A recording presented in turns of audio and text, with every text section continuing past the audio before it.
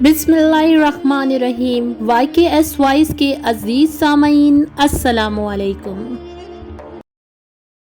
शुएब अलैहिस्सलाम अल्लाह ताला के भेजे गए एक नबी थे और आप हज़रत मूसा अलैहिस्सलाम के सुसर भी थे। कुरान मजीद के मुताबिक शुएब अलैहिस्सलाम मदियन की तरफ भेजे गए थे।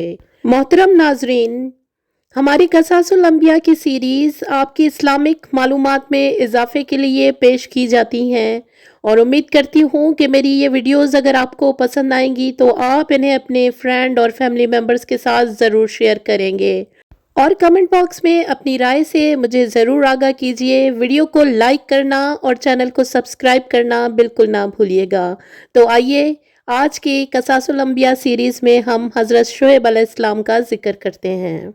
जब अहले मदीन नापतोल में कमी करते थे और किस्म किस्म की सरकशियों और नाफरमानियों में डूबे हुए थे, शुएब मकील के बेटे थे और मकील यशर के, और यशर मदीन के, और मदीन इब्राहीम अलैहिस्सलाम के बेटे थे।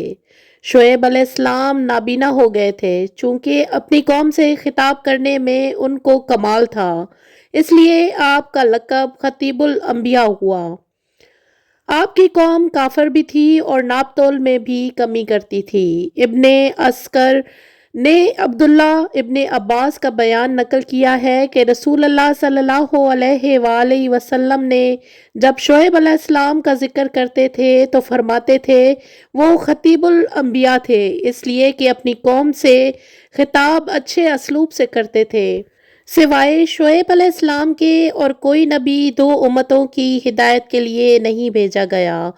एक उम्मत उनकी ये कबीला है जिसका नाम मदीन, और शुएब अलैहिस्सलाम भी इसी कबीले के ही हैं। इस वास्ते अल्लाह ने शुएब अलैहिस्सलाम को इस कबीले का भाई फरमाया है। और दूसरी उम्मत बन के रहने वाले लोग हैं जिनको सूरह शेरा में असहाबुल एका फरमाया है, और बाज़ मुफस्सिरीन कुएं वाले लोगों को भी, जिनको सूरह फुरकान और सूरह काफ में असहाबुल रस फरमाया है, इनकी ही उम्मत में शुमार करके यूं कहते हैं कि शुएब अलैहिस्सलाम 3 उम्मतों की हिदायत के लिए भेजे गए हैं। लेकिन हाफिज अमादुद्दीन इब्ने कसीर ने कहा असहाबुल एका एक ही उम्मत के लोग हैं जिनमें कम तोलने और कम नापने का रवाज था, और इसी एक उम्मत की हिदायत के लिए शुएब अलैहिस्सलाम भेजे गए हैं। ये लोग पेड़ों की भी पूजा किया करते थे, इस वास्ते इनको असहाबुल एका यानी पेड़ों वाले कहकर जो सूरतुल शेरा में बता दिया है। अक्सर मुफस्सिरीन का कौल यही है कि शुएब अलैहिस्सलाम ने बड़ी उम्र पाई है, मूसा अलैहिस्सलाम के वक्त तक जिंदा थे, और एक शख्स कतबी को मार कर मिस्र से मदीन को जब मूसा अलैहिस्सलाम गए तो इनकी मुलाकात शुएब अलैहिस्सलाम से हुई, और वो 2 बहनें जिनका किस्सा सूरतुल कसास में है शुएब अलैहिस्सलाम की बेटियां थी, जिनमें से एक का निकाह हजरत मूसा से हुआ। शुएब अलैहिस्सलाम नाबीना थे। हज़रत शुएब अलैहिस्सलाम का कुरान में ज़िक्र। कुरान करीम में हज़रत शुएब अलैहिस्सलाम और उनकी कौम का तस्करा सूरह अहराफ, हूद और शारा में कदरे तफसील से किया गया है, और हिजर और अनकबूत में मुख्तसर है। इन सूरतों में हिजर के अलावा हज़रत शुएब अलैहिस्सलाम का नाम 11 जगह कुरान मजीद में किया गया है। कौम शुएब। हज़रत शुएब अलैहिस्सलाम की बासत मदियन या मदायन में हुई थी। मदीन किसी मकाम का नाम नहीं बल्कि कबीला है। ये कबीला हज़रत इब्राहीम अलैहिस्सलाम के बेटे मदीन की नस्ल से था, जो उनकी तीसरी बीवी कतूरा से पैदा हुआ, इसलिए हज़रत इब्राहीम अलैहिस्सलाम का ये ख़ानदान बनु कतीरा कहलाता है। मदीन अपने अहलो अयाल के साथ अपने सुतेले भाई हज़रत इस्माईल अलैहिस्सलाम के पहलू ही में हिजाज में आबाद हो गया था। यही ख़ानदान आगे चलकर एक बड़ा कबीला बन गया, और शुएब अलैहिस्सलाम भी चूँकि इसी नस्ल और इसी कबीले से थे, इसलिए इनकी वासत के बाद ये कौम शुएब कहलाया। मदन या असहाबे एका। ये कबीला किसी मकाम पर आबाद था। इसके मुतल्लिक अब्दुल वहाब निजार कहते हैं कि ये हिजाज में शाम के मुतसिल ऐसी जगह आबाद है جس کا عرض بلد افریقہ کے جنوبی صحرا کے عرض بلد کے مطابق پڑتا ہے، اور بعض کہتے ہیں کہ شام کے متصل مان کے حصہ زمین پر آباد تھا۔ قرآن عزیز نے اس قبیلے کی آبادی کے متعلق ہم کو دو باتوں سے متعارف کرایا ہے، ایک یہ کہ وہ امام مبین پر آباد تھا، اور لوط کی قوم اور مدین دونوں بڑی شاہراہ پر آباد تھے۔ عرب کے جغرافیہ میں جو شاہراہ حجاز کے تاجر قافلوں کو شام، فلسطین، یمن بلکہ مصر تک لے جاتی تھی اور بحیرہ کلزم کے مشرقی کنارے سے ہو کر گزرتی تھی، قرآن اسی کو امام مبین، کھلی اور صاف شاہراہ کہتا ہے، کیونکہ صحیح گرمی اور سردی کے دونوں زمانوں میں قریشی قبیلوں کے لیے یہ متعارف اور بڑی تجارتی سڑک تھی، جس کا سلسلہ بڑی مسافت کے ساتھ بحری کے بھی ڈانٹے ملا دیتا تھا۔ دوسرا یہ کہ وہ اصحاب ایکا جھنڈے والے تھے۔ عربی میں ایکا ان سبز و شاداب جھاڑیوں کو کہتے ہیں جو ہرے بھرے درختوں کی کثرت کی وجہ سے جنگلوں اور بنوں میں اگ آتی رہتی ہیں اور جاندے کی شکل اختیار کر لیتی ہیں۔ ان دونوں باتوں کی جان لینے کے بعد مدین کی آبادی کا پتہ آسانی سے معلوم ہو سکتا ہے، اور وہ یہ کہ مدین کا قبیلہ بحیرہ کلزم کے مشرقی کنارے اور عرب کے مغرب شمال میں ایسی جگہ آباد تھا جو شام کے متصل حجاز کا آخری حصہ کہا جا سکتا ہے، اور حجاز والوں کو شام، فلسطین بلکہ مصر تک جانے میں اس کے کھنڈر راہ پر پڑتے تھے، اور جو تبوک کے بالمقابل واقع تھا۔ مفسرین اس بارے میں مختلف ہیں کہ مدین اور اصحاب ایکا ایک ہی قبیلے کے دو نام ہیں یا دو جدا جدا قبیلے ہیں۔ بعض کا خیال ہے کہ دونوں جدا جدا قبیلے ہیں۔ زمانہ بعثت اور ایک غلطی کا ازالہ۔ حضرت شعیب علیہ السلام حضرت موسیٰ علیہ السلام سے صدیوں بعد پیدا ہوئے، یعنی 700 برس بعد، 8ویں صدی کے اوائل میں، کیونکہ احاز کی حکومت کا یہ زمانہ تھا، حالانکہ یہ بالکل غلط اور خلاف واقعہ ہے، اس لیے کہ حضرت شعیب علیہ السلام حضرت موسیٰ علیہ السلام سے بڑے ہیں، اور حضرت موسیٰ علیہ السلام نے حضرت شعیب علیہ السلام کا زمانہ پایا ہے یا نہیں، یہ بات البتہ اختلافی ہے۔ اسی بنا پر قرآن عزیز نے سورۃ الاعراف میں حضرت نوح، حضرت ہود اور حضرت صالح، حضرت لوط اور حضرت شعیب علیہ السلام کے ذکر کے بعد فرمایا، اور اسی طرح سورہ یونس، سورہ حج، سورہ ہود اور سورہ عنکبوت میں بیان کیا گیا۔ دعوت حق۔ بہرحال شعیب علیہ السلام جب اپنی قوم میں مبعوث ہوئے اور انہوں نے دیکھا کہ خدا کی نافرمانی اور معصیت کے ارتکاب کا صرف افراد و احاد میں ہی نہیں پایا جاتا بلکہ ساری قوم گرداب ہلاکت میں مبتلا ہے اور اپنی بدعمالیوں میں اس قدر سرمست و سرشار ہے کہ ایک لمحہ کے لیے بھی ان کو یہ احساس نہیں ہوتا کہ یہ جو کچھ ہو رہا ہے معصیت اور گناہ ہے، بلکہ وہ اپنے نمال کو باعث فخر سمجھتے ہیں۔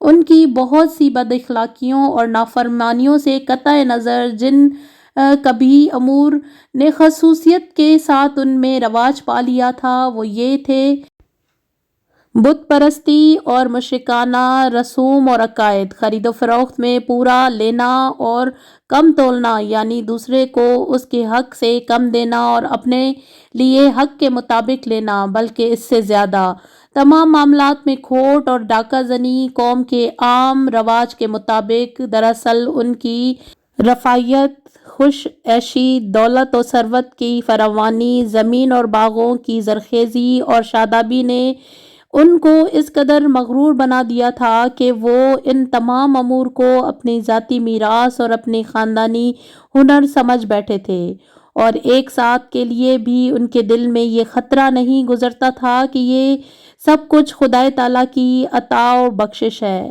کہ شکر گزار ہوتے اور سرکشی سے باز رہتے۔ غرض ان کی فارغ البالی نے ان میں طرح طرح کی بد اخلاقیاں اور قسم قسم کے عیوب پیدا کر دیے تھے۔ آخر غیرت حق حرکت میں آئی اور سنت اللہ کے مطابق ان کو راہ حق دکھانے، فسق اور فجور سے بچانے، امین اور متقی اور با اخلاق بنانے کے لیے انہی میں سے ایک ہستی کو چن لیا اور شرف نبوت اور رسالت سے نواز کر اس کو دعوت اسلام اور پیغام حق کا امام بنایا۔ یہ ہستی حضرت شعیب علیہ السلام کی ذات گرامی تھی۔ خدا کی توحید اور شرک سے بیزاری کا اعتقاد تو تمام انبیاء علیہ السلام کی تعلیم کے مشترک بنیاد اور اصل ہے، جو حضرت شعیب علیہ السلام کے حصے میں بھی آئی تھی، مگر قوم کی خصوصی بد اخلاقیوں پر توجہ دلانے اور ان کو راہ راست پر لانے کے لیے انہوں نے اس قانون کو بھی اہمیت دی کہ خرید و فروخت کے معاملے میں یہ ہمیشہ پیش نظر رکھنا چاہیے کہ جو جس کا حق ہے وہ پورا اس کو ملے، کہ دنیاوی معاملات میں یہی ایک ایسی بنیاد ہے جو متزلزل ہونے کے بعد ہر قسم کے ظلم، فسق و فجور اور مہلک خرابیوں اور بد اخلاقیوں کا باعث بنتی ہے۔ الحاصل حضرت شعیب علیہ السلام نے بھی اپنی قوم کو ان بدعمالیوں کو دیکھ کر سخت دکھ محسوس کیا اور رشد و ہدایت کی تعلیم دیتے ہوئے قوم کو انہی اصول کی طرف بلایا جو انبیاء علیہ السلام کی دعوت اور ارشاد کا خلاصہ ہے۔ انہوں نے فرمایا، اے قوم، ایک خدا کی عبادت کر کے اس کے علاوہ کوئی پرستش کے قابل نہیں، اور خرید و فروخت میں ناپ تول کو پورا رکھ اور لوگوں کے ساتھ معاملات میں کھوٹ نہ کر۔ کل تک ممکن ہے کہ تجھ کو ان بد اخلاقیوں کی برائیوں کا حال معلوم نہ ہوا ہو، مگر آج تیرے پاس خدا کی حجت، نشانی اور برہان آ چکا ہے۔ اب جہل اور نادانی، عفو اور درگزر کے قابل نہیں ہے۔ حق کو قبول کر اور باطل سے باز آ کہ یہی کامرانی اور کامیابی کی راہ ہے، اور خدا کی زمین میں فتنہ فساد نہ کر، جبکہ اللہ تعالیٰ نے اس کی صلاح اور خیر کے تمام سامان مہیا کر دیے۔ اگر تجھ میں ایمان اور یقین کی صداقت موجود ہے تو سمجھ کہ یہی فلاح و بہبود کی راہ ہے، اور دیکھ ایسا نہ کر کہ دعوت حق کی راہ کو روکنے اور لوگوں کو لوٹنے کے لیے ہر راہ پر جا بیٹھے، اور جو آدمی بھی ایمان لائے اس کو خدا کی راہ اختیار کرنے پر دھمکیاں دینے لگے اور اس میں کج روئی پیدا کر کے در پہ ہو جائے۔ اے افراد قوم، اس وقت کو یاد کرو اور خدا کا احسان مانو کہ تم بہت تھوڑے تھے، پھر اس نے امن و عافیت دے کر تمہاری تعداد کو بیش از بیش بڑھا دیا۔ اے میری قوم، ذرا اس پر بھی غور کر کہ جن لوگوں نے خدا کی زمین میں فساد پھیلانے کا شیوا اختیار کیا تھا، ان کا انجام اس قدر عبرتناک ہوا، اور اگر تم میں سے ایک جماعت مجھ پر ایمان لے آئی اور ایک جماعت ایمان نہ لائی تو صرف اتنی ہی بات پر معاملہ ختم ہو جانے والا نہیں، بلکہ صبر کے ساتھ انتظار کر تاکہ اللہ تعالیٰ ہمارے درمیان آخری فیصلہ کر دے، اور وہی بہترین فیصلہ کرنے والا ہے۔ حضرت شعیب علیہ السلام بڑے فصیح و بلیغ مقرر تھے، شیرین کلامی، حسن خطابت، طرز بیان اور طلاقت لسانی میں بہت نمایاں امتیاز رکھتے تھے، اس لیے مفسرین ان کو خطیب الانبیاء کے لقب سے یاد کرتے ہیں۔ بس انہوں نے نرم و گرم ہر طریقے سے قوم کو رشد و ہدایت کے یہ کلمات ارشاد فرمائے، مگر اس بدبخت قوم پر مطلق کوئی اثر نہ ہوا، اور چند ضعیف اور کمزور ہستیوں کے علاوہ کسی نے پیغام حق پر کان نہ دھرا۔ وہ خود بھی اسی طرح بد عمل رہے اور دوسروں کی راہ بھی مارتے رہے۔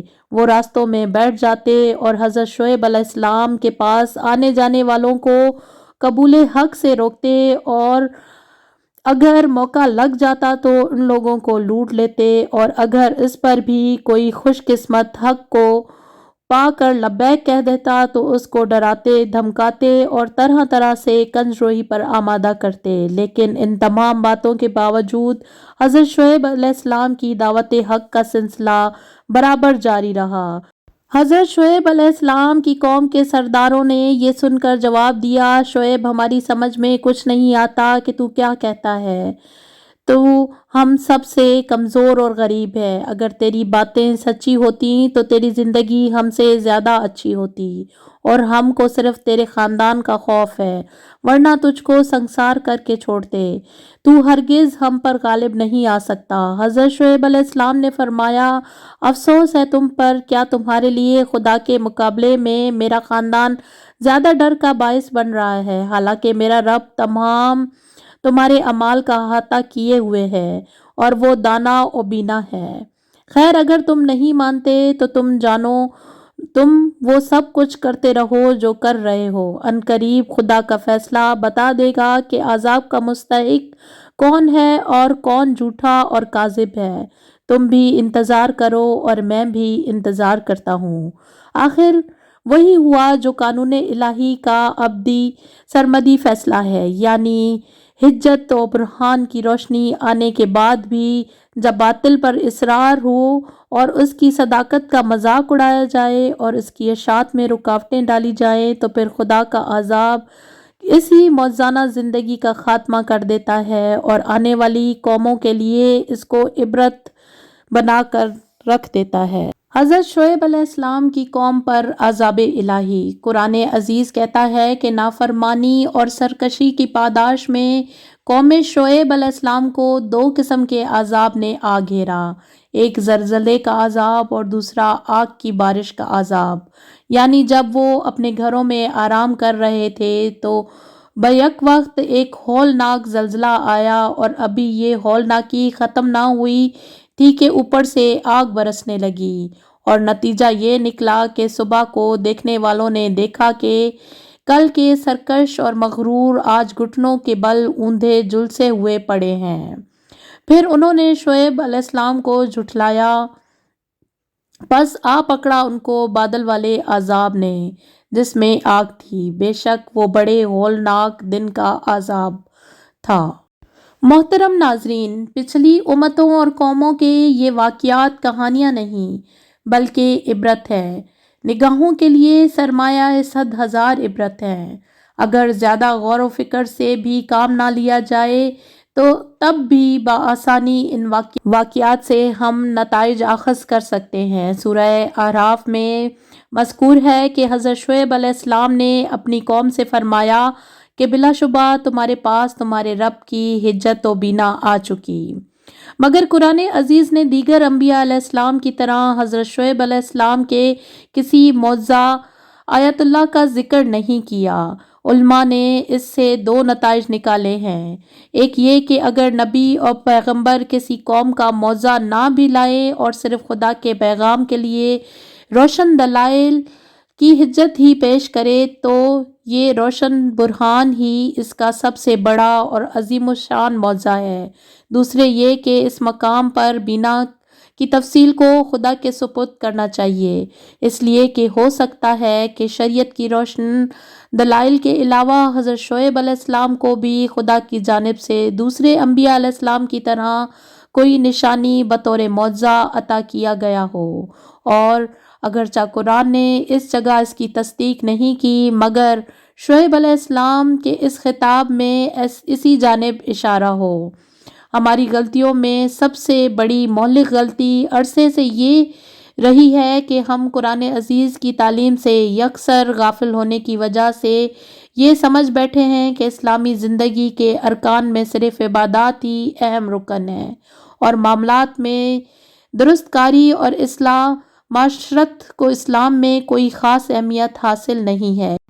یہی وجہ ہے کہ موجودہ دور میں فساد امت کا تو ذکر ہی کیا، اکثر پرہیزگار بھی حقوق العباد کے معاملات میں بے پرواہ نظر آتے ہیں. مگر حقوق العباد کی حفاظت، معاشرتی درستگی اور معاملات میں دیانت اور امانت کو اسلام میں کس درجہ اہم شمار کیا گیا ہے کہ وہ اس سے ظاہر ہو سکتا ہے کہ اللہ تعالیٰ نے ایک جلیل القدر پیغمبر کی بعثت کا مقصد اسی کو قرار دیا اور ان کو انہی امور کی اصلاح حال کے لیے رسول بنا کر بھیجا. خرید و فروخت میں دوسروں کے حق کو پورا نہ دینا انسانی زندگی میں ایسا روگ لگا دیتا ہے کہ یہ بد اخلاقی بڑھتے بڑھتے تمام حقوق العباد کے بارے میں حق تلفی کی خصلت پیدا کر دیتی ہے، اور اسی طرح انسانی شرافت، باہمی اخوت اور کے رشتوں کو منقطع کر کے لالچ، حرص، خود غرضی کی حامل بنا دیا کرتی ہے۔ اس لیے خدائے برتر کا ارشاد ہے کہ ہلاکت ہے ان لوگوں کے لیے جو دوسروں سے جب لیتے ہیں تو پورے پیمانے سے لیتے ہیں، اور جب خود اپنی چیز دیتے ہیں تو ناپ تول میں کمی کرتے ہیں، اور کم تولتے ہیں اور کم ناپتے ہیں۔ قبر شعیب علیہ السلام۔ حضرموت میں ایک قبر ہے جو زیارت گاہ عام و خاص ہے۔ وہاں کے باشندوں کا یہ دعویٰ ہے کہ یہ شعیب علیہ السلام کی قبر ہے۔ حضرت شعیب علیہ السلام مدین کی ہلاکت کے بعد یہاں بس گئے تھے اور یہیں ان کی وفات ہوئی۔ حضرموت کے مشہور شہر شون کے مغربی جانب میں ایک مقام ہے جس کو شبام کہتے ہیں۔ اس جگہ اگر کوئی مسافر وادی ابن علی کی راہ ہوتا ہوا شمال کی جانب چلے تو وادی کے بعد وہ جگہ آتی ہے جہاں یہ قبر ہے۔ یہاں مطلق کوئی آبادی نہیں ہے، اور جو شخص بھی یہاں آتا ہے صرف زیارت کے لیے ہی آتا ہے۔